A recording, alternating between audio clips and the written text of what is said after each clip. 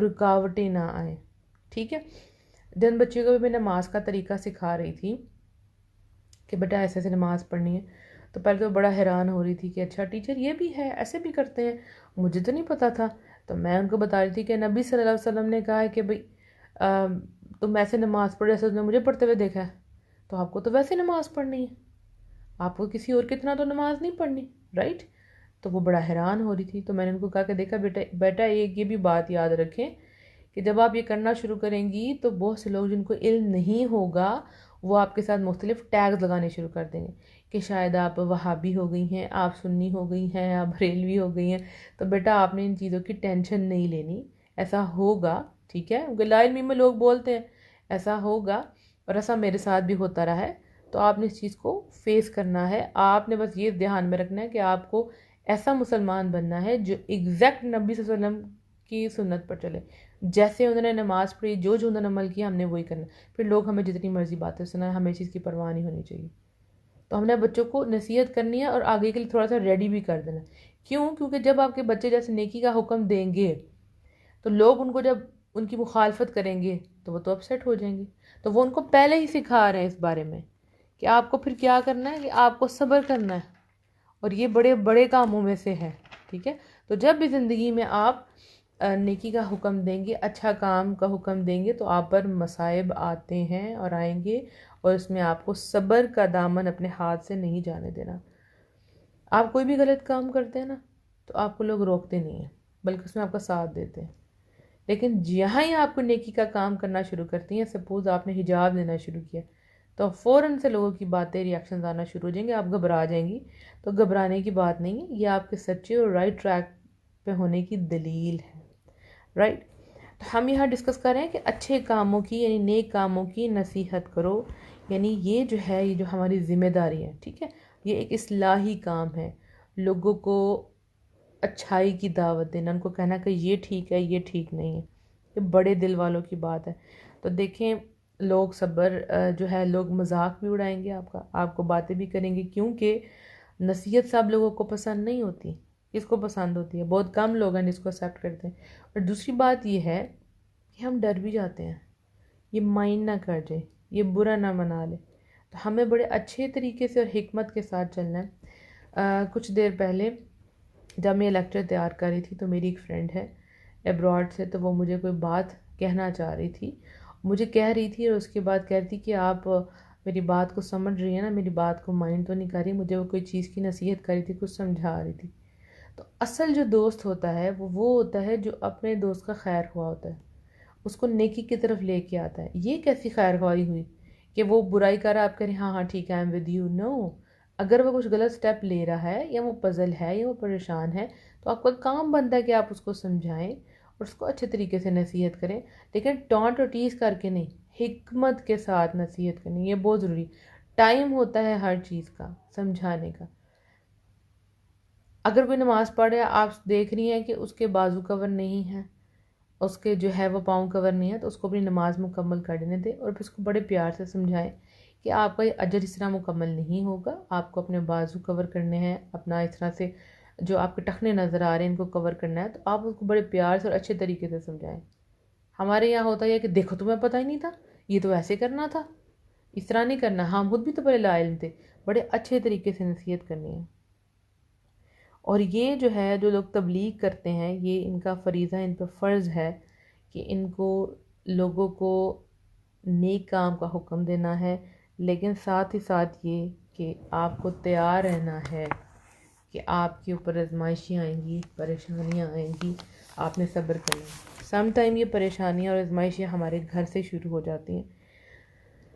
بہت سے میسیجز اس حوالے سے آتے ہیں کہ ہم اب دین پہ آ گئے ہیں، اب ہم اپنے گھر والوں کو روکتے ہیں جب میوزک سے یا ایسی رسومات سے، جیسے تیل مہندی کی رسمیں ہو گئی، سانگ سے منع کرتے ہیں، تو وہ ہمارے خلاف ہو جاتے ہیں اور ہمیں کہتے ہیں تم ابھی نئی نئی دین پہ آئی ہو، یا تم اپنے آپ کو سمجھتی کیا ہو، پہلے اپنا تو دین مکمل کر لو. یا الٹا ان کے اندر سے نکالتے ہیں خامیاں، کبھی تمہارے اندر یہ خامیاں ہیں.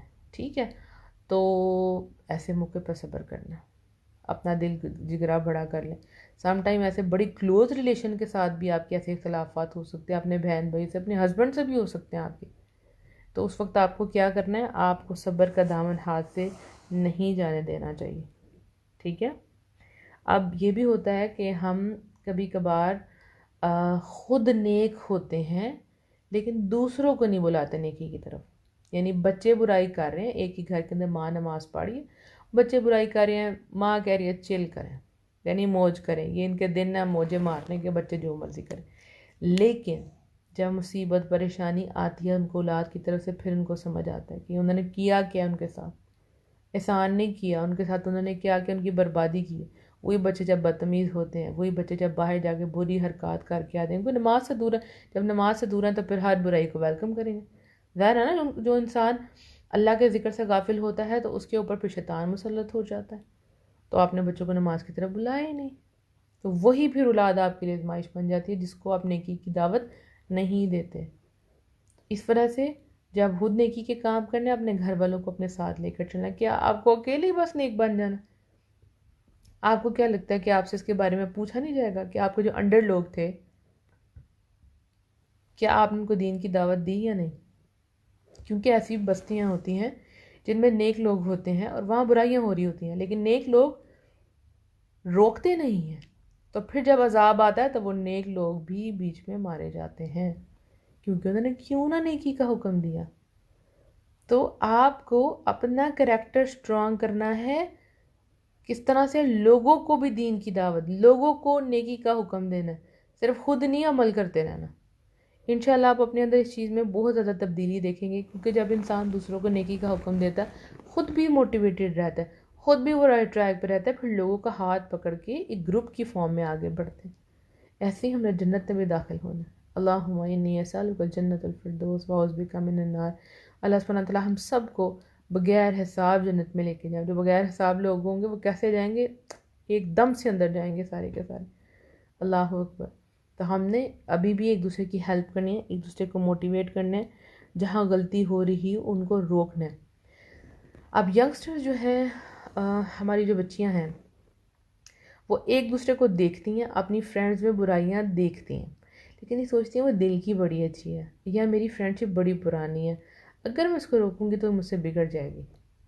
یا آپ میں کوئی چینج آ رہا تھا، آپ ان سے چھپا لیتے ہیں، میری فرینڈ کو نہ پتہ چلے، کیونکہ وہ کہے گی تم تو بڑی نیک ہو گئی ہو، ٹھیک ہے، تو وہ مجھ سے فرینڈ شپ نہ ختم کر لیں۔ تو دیکھیں، جب آپ نیکی کی طرف آئیں گی تو آپ نے اپنے دوست کو بھی دعوت دینی ہے۔ یہ کیسی دوستی ہے پھر؟ یہ کوئی سنسیئرٹی نہیں ہے کہ آپ اس کو برائی کرتے ہوئے دیکھ رہی ہیں، آپ کو پتہ ہے وہ موبائل پہ غلط کام کر رہی ہے، آپ اس کو روک دی نہیں ہے، بلکہ الٹا اس کا ساتھ دے رہی ہیں۔ تو آپ کو اس کو روکنا ہے، آپ کو اس کو سمجھانا ہے۔ اگر آپ کو فکر ہو نا کہ یہ اس کو میرے اپنے ساتھ جنت میں لے کے جانا ہے، تو یہ ہے اصل دوستی۔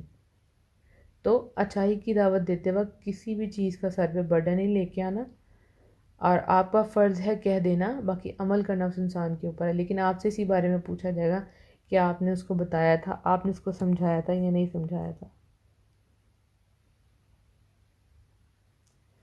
پھر دیکھیں، ایک یہ بھی ہے کہ ہم نیکی کا حکم دیتے ہیں، سم ٹائم ہم وہ نیکی کرنے کی استطاعت نہیں رکھتے، ٹھیک ہے، غور سے سنیں اس بات کو۔ ایک لڑکا تھا، وہ ڈیتھ بیڈ پہ تھا، رائٹ، اس کو کرنٹ لگی تھی اور اس کا پورا جسم جل چکا تھا کافی حد تک، ٹھیک ہو گیا۔ اب ظاہر ہے اس کے اندر تو اس کو ہوش ہی نہیں تھی، بس اس کے لاسٹ سمجھ لیں مومنٹس چل رہے تھے، اور کافی زیادہ وہ برن ہو چکا تھا۔ تو کسی نے یہ بات بتائی ہمیں کہ اس کے فرینڈز اس کے پاس بیٹھے ہوئے تھے، تو وہ ان کو کہتا ہے کہ جاؤ جاؤ، اذان ہو گیا، جاؤ جا کے نماز پڑھو۔ اس کو پتا تھا وہ اٹھ ہی نہیں سکتا، وہ موو بھی نہیں کر سکتا، اس نے ہمت نہیں، لیکن اس نے یہ اس وقت بھی یہ کہا کہ جاؤ تم لوگ جا کے نماز پڑھو۔ اس کو اس چیز کی قدر تھی کہ زندگی تھوڑی ہے اور یہی اصل کام ہے جو ہمیں کرنا ہے، تو وہ مرتے مرتے بھی تو کہہ رہا ہے جاؤ جا کے تم لوگ نماز پڑھو۔ تو ہم اپنی زندگی میں نہیں لوگوں کو کہتے کہ نماز پڑھیں۔ تو کبھی کبھی کچھ ایسی نیکیاں ہوتی ہیں جو آپ نے کرنے کی استطاعت نہیں ہوتی۔ سپوز آپ نے کسی کی فائنینشیل ہیلپ کرنی ہے پیسوں کے ذریعے، لیکن آپ نہیں کر پاتے، تو آپ دوسروں کو کہتے ہیں، ٹھیک ہے۔ اب دیکھیں رمضان میں کتنے لوگ کیمپینز چلاتے ہیں، ہم لوگ بھی چلاتے ہیں کہ ایک دوسرے کی مدد کریں، یعنی کہ آپ ان کو راشن دیں، کہ آپ اکیلے اتنا بڑا کام نہیں کر سکتے، تو آپ کو سب کو ساتھ لے کے چلیں۔ پھر جب آپ کے ساتھ ایک قافلہ چل پڑتا ہے تو آپ کتنے لوگوں کی ہیلپ کر پاتے ہیں۔ تو کبھی کبھی آپ وہ استطاعت نہیں رکھتے. سپوز آپ مسجد بنوانا چاہتی ہیں, آپ نہیں استطاعت رکھتی, آپ کسی کو کہہ دیتی ہیں ایسے کر دیں آپ لوگ, یہ پلیز اس ایریے میں ضرورت ہے مسجد بنوا لے, کوئی مدرسہ بنا دے, تو آپ کو پورا پورا اجر ملے گا. تو آپ نے یہ نہیں کہنا کہ میں خود تو یہ کر نہیں سکتی تو میں اس کو کیوں کہہ رہی, نہیں, آپ نے کہنا ہی کہنا ہے, نیکی کا حکم دینا. یہ دیکھیں اس آیت میں یہی چیز ہے, اور اللہ تعالیٰ کو ان کی نصیحت اتنی پسند آئی ہے کہ انہوں نے ان کو قرآن کا حصہ بنا لی.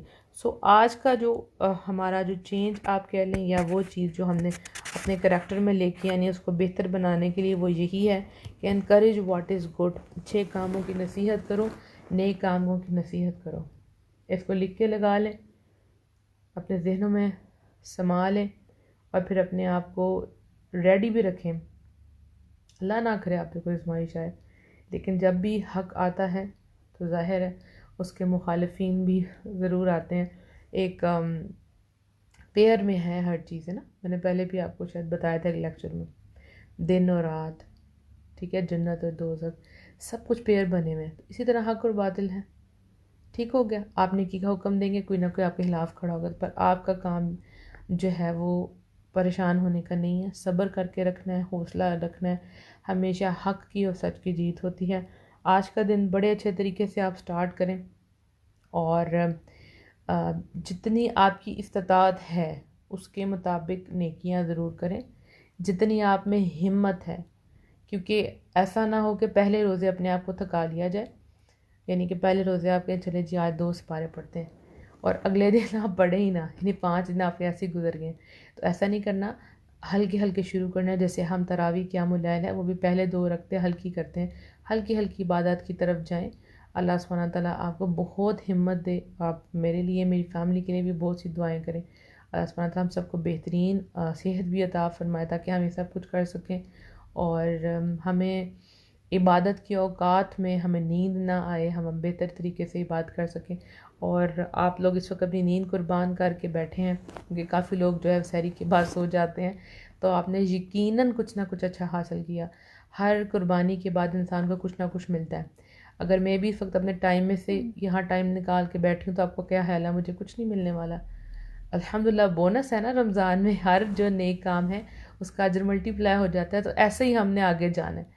لوگ آپ کو کہیں گے کہ جاگتی رہو گی اب 6 بجے تک, اب لیکچر سن کے سو گی, تو آپ بولے یس, جو لائیو لیکچر سننے کا مزہ ہے وہ ریکارڈڈ سیشن کا تو مزہ نہیں ہے. تو اس وقت لائیو آپ سن رہی ہیں اور وہ چیزیں اندر جاتی جا رہی ہیں, اور دن کے آغاز میں ہی آپ نے اچھی باتیں سیکھ لی. الحمدللہ بہترین طریقے سے عبادت کریں, اور ہلکی ہلکی عبادت سے شروع کریں. اللہ سبحانہ تعالیٰ آپ کے لیے بہت بہت آسانیاں پیدا فرمائے. جزاک اللہ خیرا کثیر آپ سب کا یہاں آنے کے لیے. اللہ سبحانہ تعالیٰ مجھ سے اور آپ سے قبول فرمائے, آمین. وآخر دعوانا ان الحمد للہ رب العالمین. السلام علیکم ورحمۃ اللہ وبرکاتہ.